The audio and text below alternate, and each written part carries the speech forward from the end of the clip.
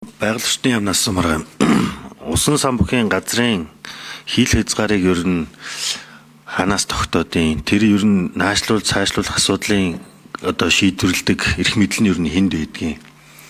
Энэ талаар нэг хариулт өгөөч.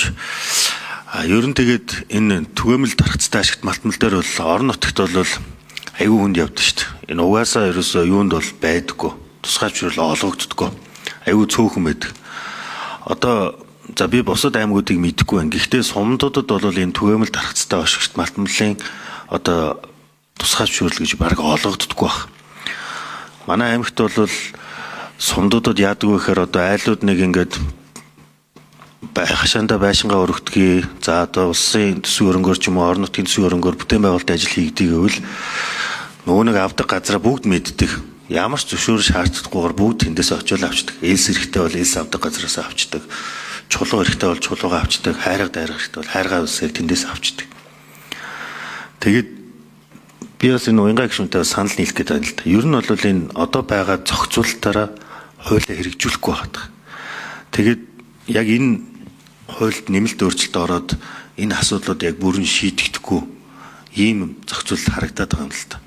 Тэгэхээр одоо яг энийг ингэж яг зохицоор нь харж өгөн шийдэхгүй бол орон нутагт бол бүгд дуртай газар яг нөгөө авдаг газруудаасаа хинээс зөвшөөрөл авах шаардлагагүйгээр аваад байгаа байхгүй.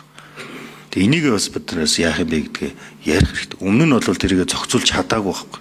Одоо энэ хуулийн нэмэлт өөрчлөлт орж ирснээр бас яг яаж зохицуулах нь тодорхойгүй бас харагдаад байна л да. За алдарч явах гişүү. Хайргач нь бол тэг хаднаасаа буталж хийх ёстой шүү дээ. Тэгвэл хамгийн сайн чанартай барилга хизээ баригдах гэвэл дайрагнаас баригдана л гэж. Хайрга бол одоо зөвхөн зам энтерт ордог тийм бүтээгдэхүүн байгаа. Сангийн сайд ус ажнаас тайлбарч явах шиг байна. За би бол ингэж бодож байгаа юм аа. Манай улс хурлын гишүүд энэ хуулийг дэмжиж өгөөсэй гэж хүсэж байна. Ер нь бол энэ хуулийн дагаж мөрдөх журмын тухай хууль гэж гарна. Дагалдан өргөн барьсан. Энэ хуулиар 26 оны эхний хуулиарт багтааж суурьшлийн бүсээ тогтоо гэж. Одоо аймаг орон нутагт бол суурьшлийн бүсээ тогтоогоогүй учраас хууль хэрэгжүүлэх болцоог засаг дарганаар гаргахгүй байна. Тийм учраас дагаж мөрдөх журмын тухай хуулиар засаг дарганаар аймаг нийслэлийн бүх засаг дарганд үүргөгч одоо энэ ажлыг хийлгэх одоо шаардлага тавьсан.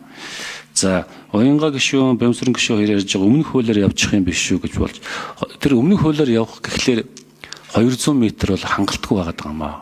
200 м гэдэг чинь та бүгд мэдэн шүү дээ. Гол эргээс 200 м гэдэг чинь суурьшлийн бүстэйг тулж ирчээд байгаа байхгүй. Энэ хүмүүс дандаа тэнд амьдарч байгаа л болсон. Тийм учраас энэ 200 м зайлшгүй сунгах ёстой.